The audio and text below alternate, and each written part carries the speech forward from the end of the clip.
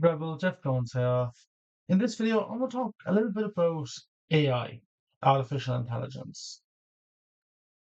It's interesting because I don't think what we have today is actually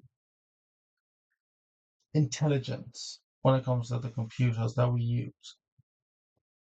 I think it's a term that's kind of thrown out these days, but it's not that accurate. Now, before I get into it, please like and share this video to give it a boost. And comment down below if you want to share your thoughts with me. So, okay, what do we mean by AI? This is something that isn't really defined that well. AI, when we think of it, is a computer that can think and feel for itself. Now, both of those actually really disqualify all AI that we have today. For example, like, because we're all used to like Chat GPT and all them now. We see them as AI, but they're not actually AI. I think a better way to describe them is algorithmic learning, in that they, for lack of a better term, Google stuff really, really fast. They collect that information and then produce output from the information it's gathered. Now, it can't just Google everything to give a response. It has to know what it's looking for. So that's why it has to be prompted. I think that's why one of the reasons why I think what we have now isn't actually AI, because it has to be prompted, and AI wouldn't need to be. It would be able to prompt itself. So AI can't think for itself in that sense. Also, that's also an interesting point when it comes to it being prompted, because it can't create anything from scratch.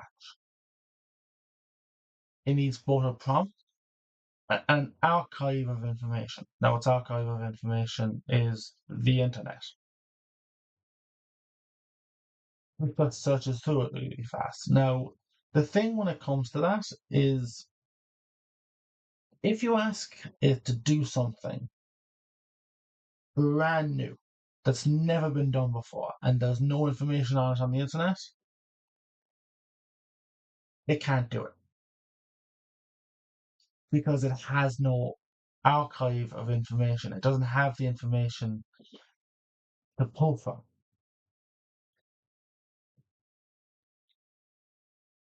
I think also something else. Human beings are able to be really creative in that sense. It can come up with things that no one else has done. AI, the modern AI that we have, can't do that. So saying it's AI is incorrect.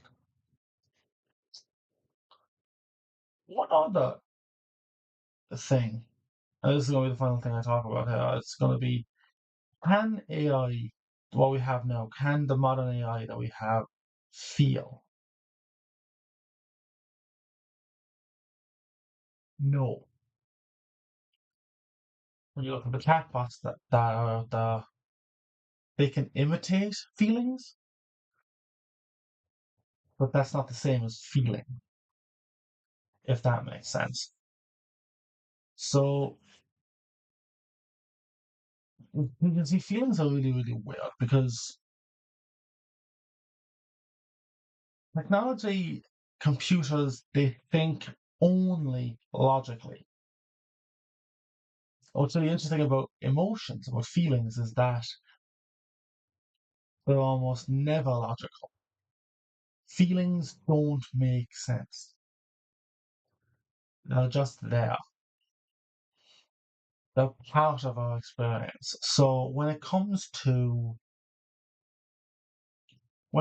AI, the likelihood that it'll ever actually be able to feel is I don't think it'll ever be able to have that ability.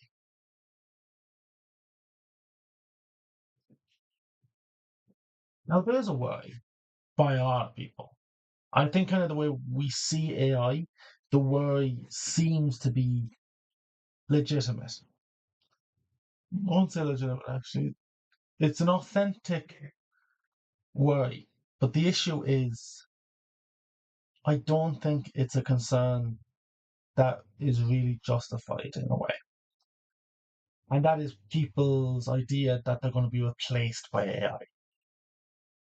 I don't think people will be able to be replaced in AI in a lot of places. Now, I do think AI will be implemented to a system like the modern kinds of AI because there's a lot of good utility to it, to the algorithmic learning systems that we have. But again, will to fully replace? I don't think so. But again, it can't come up with it can't come up with solutions to issues that people have never seen before. And that's why human beings are really good. That's why trains. People don't want to go in a driverless train. Planes.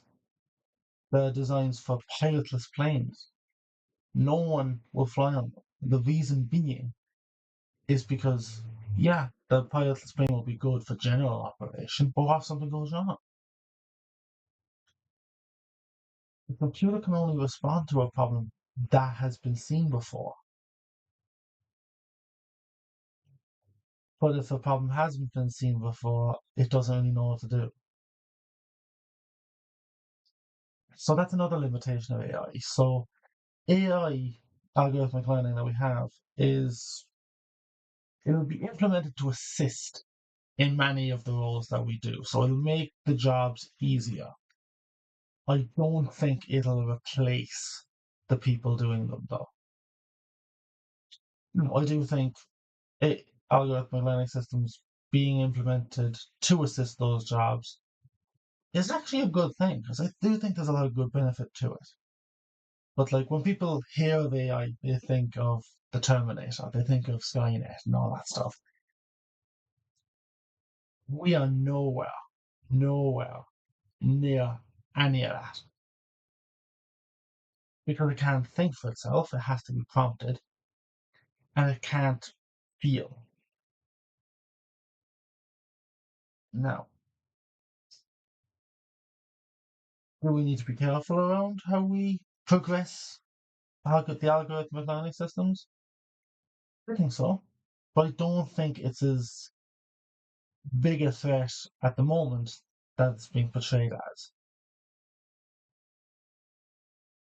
So what do you guys think? Share your thoughts with me in the comment section down below. I'd love to hear them.